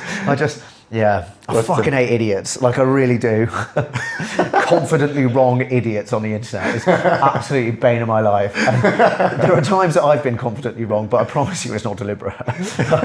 And I will correct myself when I am wrong. Yeah. So what led you into the influencer thing? Did that start before you came here, or did you start that when you got here? To be honest, so I started a side hustle of my coaching business while I was still in London. It was actually a real outlet for me to stop me kind of going out on the piss. Working as the head of business development, I was obviously out like on the piss with military people all the time. Being able to take basically my mates and former colleagues out for dinner on the work card. Yeah. Suddenly you're the most popular guy that's ever existed, right? Because the MOD is like, credit cards are so tightly monitored. Yeah. And our corporate one was like, if you can justify, if you think this can lead to things, like take them out for dinner, take them for lunch, take them to a fucking show, like whatever. It's like, all right. It was never a show. It was always dinner. It was always somewhere good. But then I found that it was really, really detrimental to my kind of mental health. Yeah. And I spent a long time, a couple of years trying to really work my way back up and be all right again. So I know that physical exercise and like physical exertion, mental exertion really, really makes me feel good. So being able to find a way to still do that whilst working a long hours job. I would go to the gym in the evening, and actually I got in like probably one of the best shapes, like aesthetically, I'd ever been in, because I wasn't really doing that much cardio, like enough to kind of keep the fat off, but get like big kind of really good like muscular kind of frame. And so I was like, a lot of my friends then started saying, how do we get fit? Like, we work corporate jobs and we know that you're doing this as well, because they all kind of thought like, oh, you're in the army, it's easy to stay fit. I was like, it's actually like fine, but you look like a bag of shit, right? Like, I don't know about in Australia, but in the UK, like, soldiers don't look like bodybuilders like in the US because we don't have the vehicles. We have to walk everywhere. So everyone's fucking like wiry and with a bit of a piss tank. Like, so that kind of built the coaching space out of that, because I started like just helping my friends get fit, and I was like, I can probably make a business out of this.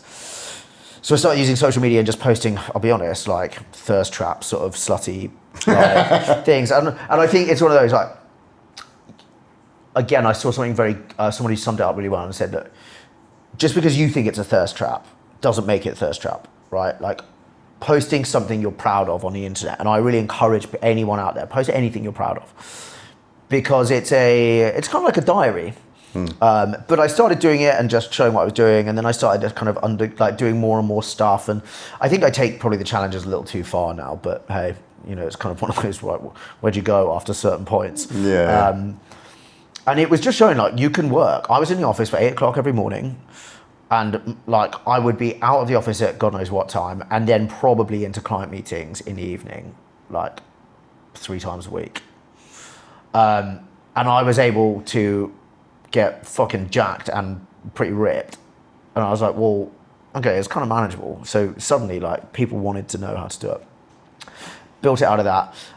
But then I just was struggling with life in London. So I decided to quit, go traveling, do what everyone says they're going to do, but doesn't do. And I did, I just jacked it all in.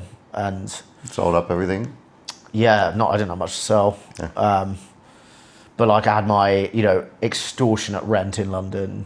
We're talking like, Australia's the same, but £1,600, so that's what, about $3,200, like for a room in a house per month, plus bills. And I was like, fucking hell, like what am I doing? So I went skiing for a month, just treat myself. Mum and Dad bought me a pair of skis, and they were like, honestly, couldn't be more proud of you for actually quitting. I was like, I thought they were going to shout at me. I was like, I'm 34, and I thought they were going to yell at me for quitting my job. And actually, I went skiing for a month and started just really building the business from there. Then I went to Ukraine to go visit a mate of mine who was a mercenary. Stayed there for a while, like, I don't know, like a month maybe, 3 weeks. That was nuts. Yeah. I mean, it proved my point that I definitely still had some shit going on, because I was actually very comfortable being around that. And then I went to South America, climbed a mountain, hate it. Never climbed a mountain before in my life. Told the guide that I had, and I was with another influencer, like a big influencer. And we kind of got put in touch by a TV producer, and we went over there and met up and climbed this like snow-covered mountain. It's like 200 meters high. We were both like, yeah, we've done loads of this before. It's like 3 a.m. There's like an ice shelf. He's like, right, get your ice axes out. We're like, we should probably tell this guy we haven't got fucking clue what we're doing. He was like, I know. And we're there being like, oh, I really don't know what the fuck is going on. Avalanche under our feet, everything. Then I went on, like, travelled around Ecuador for a bit, went to South Galapagos Islands, swam with sharks, swam with turtles, all this. Yeah, I made like a real bucket list, David Attenborough stuff. Yeah. It was actually a bucket list thing that I told myself. I once saw a David Attenborough documentary when I was a kid, and he went to the Galapagos Islands, saw giant tortoises and swam with turtles, and I was like, one day I'll do it, and so I did. Nice. It's fucking expensive though. I would just say, like, honestly, to anyone who thinks that sounds great, like, it's really expensive to go there. I can imagine. Then I went to Nicaragua, Costa Rica and Nicaragua. Shockingly, bumped into like a bunch of fucking FIFO dudes from Australia who we were there during like this big like Semana Santa sort of Easter party week, and I was there for yoga and surfing.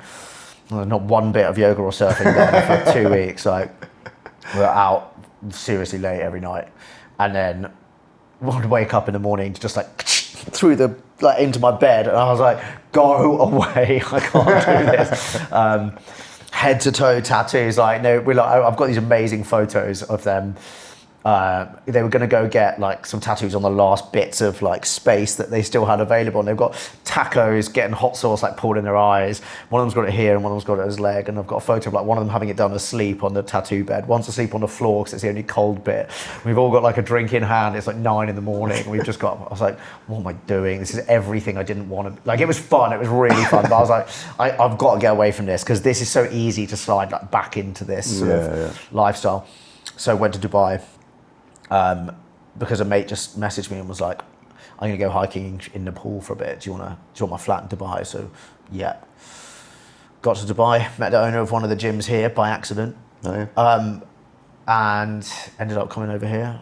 Had no plan to stay here. I was like, I'll go to Thailand, but it's not really on my list of places to visit, if I'm honest. I was like, it's going to be a lot of backpackers and,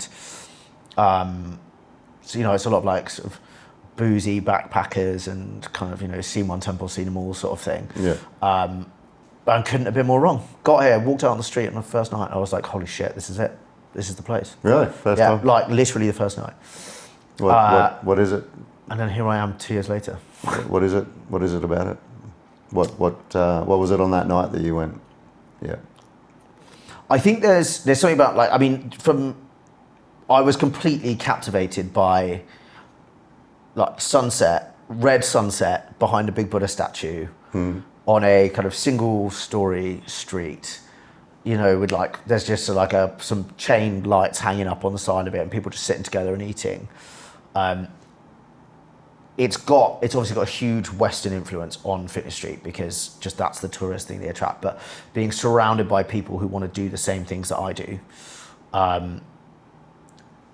Everybody's here for the same reason, for the training, but they're not here because of the same reason, if that makes sense. Yeah. There's a lot of broken people here, and it's really interesting because everybody here is running to something or from something or both, and especially the longer term people here. And I love that, because that's exactly the same as me, and so for me that made sense, and I got to meet a lot of people doing the same. It's a very transient community here, and I think I needed that to begin with. I didn't need to suddenly make 10 new best friends and whatever. I just needed to be around people who weren't going to ask too many questions, who weren't going to get all up in my business, who were just going to be like, let's go to the gym 3 times a day and then eat loads of food and then go to bed really early. And let's take you at face value. And I really needed that. And that is how I kind of ended up staying. And now obviously I've kind of moved into a different bit where I've got expat friends who live here, I've got Thai friends who live here, and I've started a run club like, fucking hell, who am I? Like, seriously, like, what a nose. Like, who's that guy? Like, that bloke. Like, but it's great because what I'm offering is actually the thing that I probably needed the most when I got here, which was something free that random people can just turn up to. If you're traveling on your own, you just rock up at 8 o'clock on Saturday morning and go for a jog. Meet some people. And meet someone. And maybe you'll find someone who's going to be a really good mate going through your whole month here, or 2 months or 3 months here. Or maybe it's someone that is actually very happy, who wants to go out and have a drink tonight, because a lot of people here don't drink. Or maybe it's somebody you're going to date for the next month, or maybe it's, you know, whatever. And it offers people that access to that kind of slightly transient community, as well as having the expats that come and join. So you get a feel for this, and you get to be able to talk to people as much or as little as you like. Yeah. But I have found myself, I was chatting to my mum last night actually on the phone. My parents were meant to be coming out, they're going to hate this. They're meant to be coming out here for Christmas and New Year, but Dad, they're both getting on a bit now, and like Dad has got like mobility issues and has done, so it was always going to be a bit of a challenge. But Mum actually had a pretty bad fall, and we were kind of joking about it, being like, Mum, you're at that age where we have to be now. Like, my mother's had a fall, and she was like, I know, fucking hell. She was like, you know, this is dreadful. She didn't fall over anymore. She had a fall. Yeah, right, exactly. And also, I mean, I've got to be careful what I say here, because like Dad swears that she wasn't drinking, but like she was like, they got some new like patio, like, you know, some total of excitement back in the UK. They got some new patio furniture, but like I think she like, it went over, sort of the leg of it went over the back side of the patio or something, so she went over like quite bad. Yeah, right. Cut open her leg really badly, was straight to hospital, all this, in for a couple of days. But through having to like manage the injury, she's now like put pressure on a bad leg, and so she's going to have to probably go in and have surgery. So she rang me last night to be like, look, I don't think we're going to be able to make it out for Christmas and New Year. And part of me was like, like, I've got a good sized house here, but it is not 3 people. And it's certainly not both your parents staying for 3 weeks big. On an island which, as we've discussed, is either all about like pretty insane fitness or partying. Yeah, I was like, guys, I don't know what you're going to do here for 3 weeks. They were like, well, we're not going to fly over for like just Christmas and New Year, like whatever. Like, that's such a long way to go. I was like, yeah, it is, for a reason. But also, like, it'd be great for you guys to see where I live, but holy fuck, like 3 weeks, like I'll be, you know, there will be an investigation into what happened by the end of this. Like, you know, they'll be blocking that inheritance payout for, you know, and I was trying to say, and I was like, look, I'm going back anyway, because we've got to go back and run this ultra marathon, and we're raising all this money for military charities. I was like, we've got the next one in September, which is like 6 weeks away. Fucking soon, yeah. Yeah, I know, man. Like, as I said, it was 100 kilometres over 2 days, and I struggled with a 5K this morning because it was so hot. I had to walk some of it. But I did complete the one last year. But yeah, having then had like mum and dad on the phone, they were both kind of so excited by the idea that I'd kind of moved out here and all this. But I was just saying to her last night, I was like, oh God, I think I'm getting itchy feet again. She was like, no, you're fucking not. She was like, you've had that house for 6 months. Shut the fuck up. You've signed for a year. You're going to stay there and you're going to just do whatever. And I was like, no, I know. But, you know, maybe afterwards. She was like, no, just don't. Just fucking get a grip. Settle somewhere. Like, you have got to like put some permanence somewhere. I was like, that's the most terrifying thing anyone's ever said to me. Like, you know. Do you though? No, mate, when someone says, you know, you're going to settle down and have kids, like, well, I mean, I guess that's the long-term plan, but I don't feel like I'm anywhere near ready for that. I'm nearly 40. Like. That's the fucking cut and paste design for everybody, right? But I find that the people that are happiest and the freest and sort of live the best life aren't the people that follow that cookie cutter design of life. Also, I mean, it's, you know, horses for courses, isn't it? Yeah, you know, that's it. Some people, that's their whole life goal is to procreate. Yeah, we won't go into my thoughts on that, but very strong thoughts on that. But you know, like perhaps one day. I think it was one of those things that I definitely used to think that was very much like something I was really like aiming at, and then kind of went down this sort of, went through the stuff I went through, and it just readjusted my life priorities, which were very much like, if you can't get your own shit straight, you can't really expect somebody else to have to deal with it as well. So like, get your own stuff sorted first. But there does come a point where you've got to be like, okay, at what level do we call it sorted now? Like everybody's a bit fucked up, you know. At what point am I kind of back in the normal spectrum of fucked up, rather than just like really fucked up? So yeah. So what's the, are you on a digital nomad visa or? Yeah, so the DTV is actually, it's brilliant. So it's why all my work is online, so online coaching and kind of doing social media stuff. Like, it's not for anyone here. 300 quid, so $600, I guess, for 5 years. They are making it more difficult because I think a lot of people jump to that. It's a really, really good visa. And it gives you unlimited like in and out for 5 years. You do have to leave once every 6 months and you have to register every 90 days.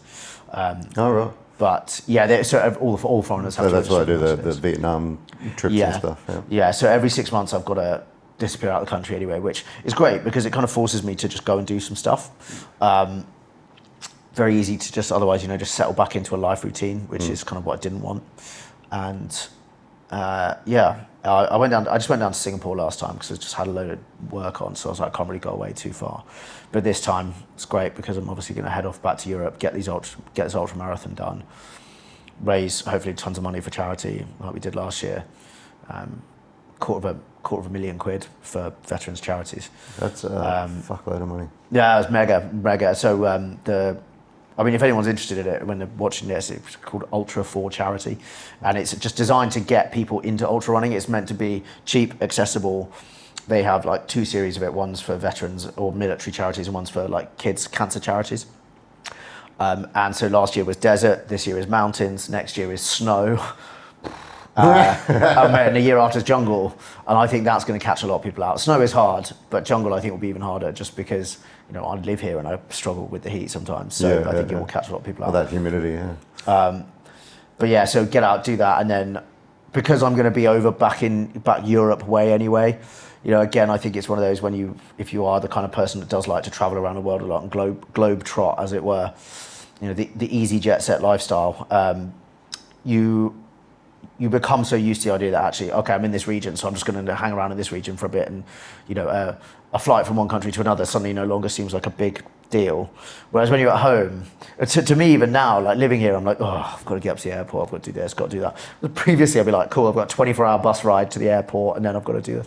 So actually it'd be great just to go back, one bag, get back out, like just go and see some cool shit in Europe that I haven't done in Eastern Europe. And I was thinking we're going to be in Albania for this thing, so I was like, do I go, again, I don't want to insult anyone, but like, do I go west and be like, I might nip over to Italy and this and blah blah, and I was like, or do I go east and then head over and you've got kind of like North Macedonia, like head over to like Bosnia and those sorts of places and go and see some kind of probably less touristy, we'll go with that, parts of Europe.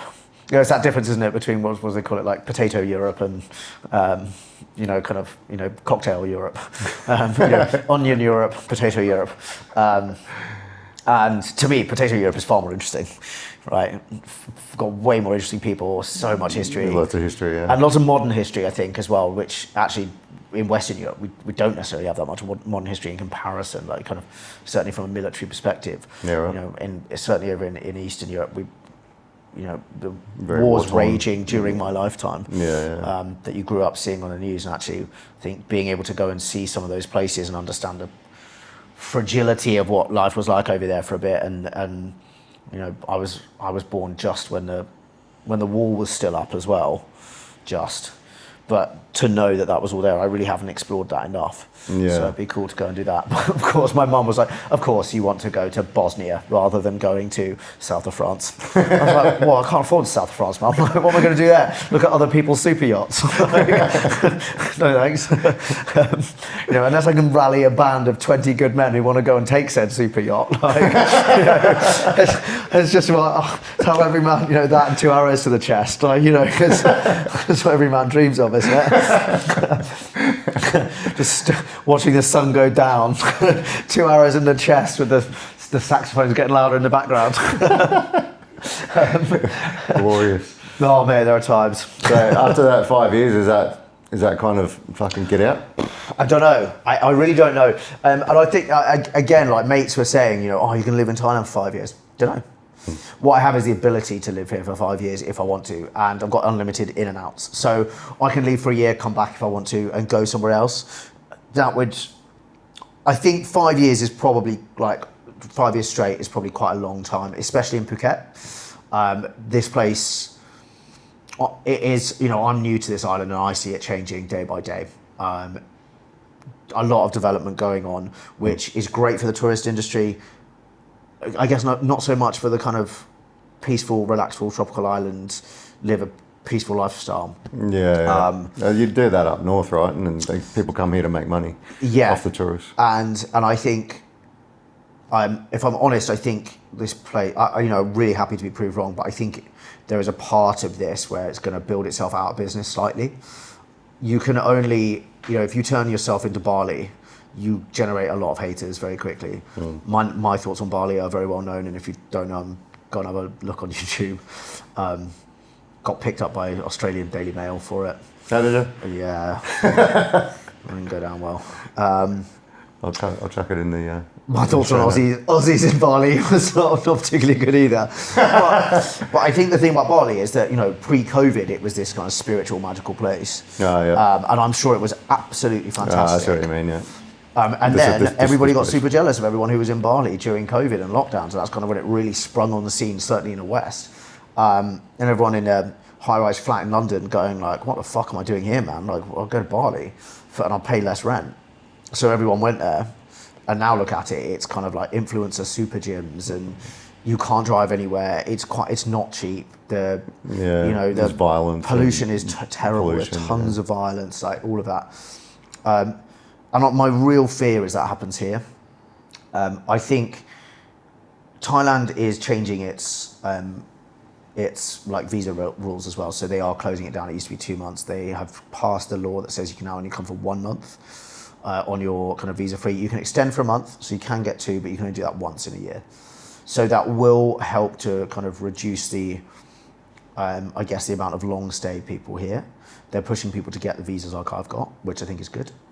But it is also going to increase the turnover, which in itself can lead to a bunch of other problems. I think, the people come for 2 weeks, like 2 weeks isn't really enough to, if you come to Fitness Street for 2 weeks, fine, you'll come and beast yourself for 2 weeks, but it's not really enough to kind of really immerse yourself into the whole thing of being here for 3 months, like most people used to do. But it changes the culture of the way that it is. And so I think I will just have to work out year by year, am I still happy here? Is this place right for me? Do I go somewhere else in Thailand? Like I love this country. I absolutely love this country. It is phenomenal.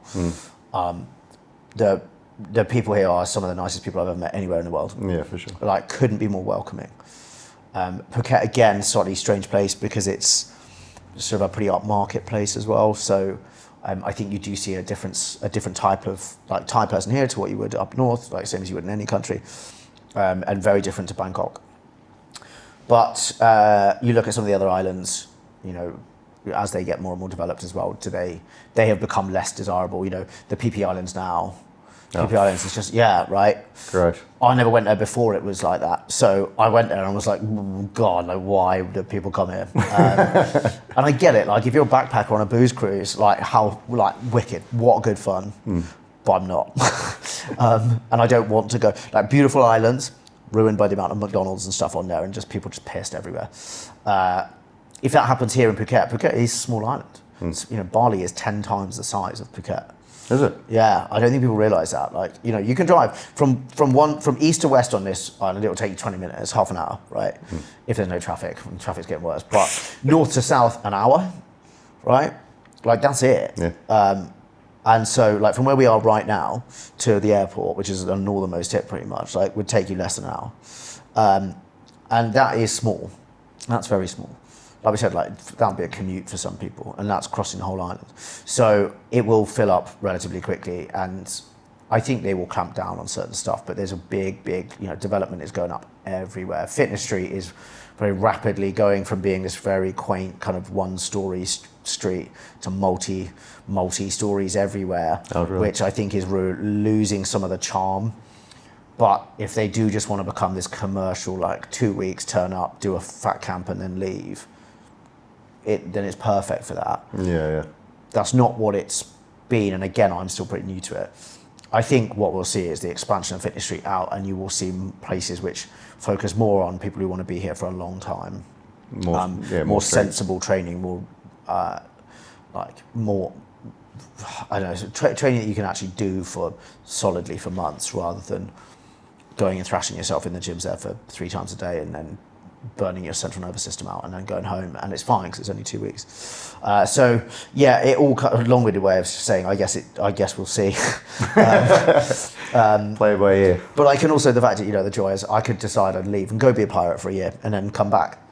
I just got to make sure there's no extradition. I don't mean that. I do not mean that. Please don't revoke my visa. I'm not going to be a pirate. Most of my audience are veterans, mate. We understand the banter. Come be a pirate. I'm not going to be a pirate. Yeah, I know a guy. Message me. I get asked this shit all the time. Like, do you want to come do this really weird thing somewhere? I'm like, what makes you think that I, of all people, would want to come do that? And they're like, no, we just found you on Instagram. You seem like you're kind of Wilco for this kind of shit. Fuck. Like, guys, I just want to be sponsored by Lululemon and like run ultra marathons. Like, honestly, that'd be so great. Lululemon. Yeah, well, actually, no. Do you know what? I've been blocked by Lululemon Europe. Oh, I don't know why. Annoying them so much. I don't know. I've done work with them before. I don't know why. I went to go look on their page the other day. I've been blocked by them. So maybe that's probably not happening. Maybe it was your Bali rant. I doubt it. I mean, Lululemon. I do work with Lululemon Southeast Asia, right? They're really helpful, part of the run club and stuff. But I was like, what have I done? Who have I annoyed somewhere? I was like, they've given me loads of free clothing. I've done loads of videos and stuff for them and everything back in London. I was like, well, who have I pissed off? You sure they blocked it? They didn't just shut down? I mean, it's pretty big news if Lululemon Europe has shut down. No, shut their Instagram down or something. I don't know. I mean, maybe, but I'm going to say probably not. Like, I feel like that'd be probably quite big. Like, it probably would have made news somewhere. That's way more likely than them blocking you. Yeah, well, that. I mean, I was like racking my brain about it. I was like, I don't know what I've done. Like, generally, the last message I had with them was something was like, cool, let's, we'll plan the next collab video together. No.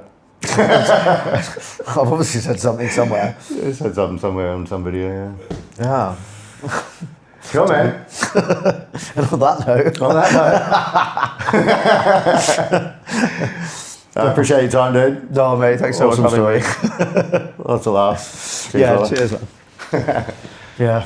So please, Mom, don't you cry. You know that I was born to die. I know you'll keep me in your prayers and hope I make it home alive. Oh, hey, Dad, remember that young boy you once thought had a fight? He's scared of death and still regrets his weakness, makes you pay the price.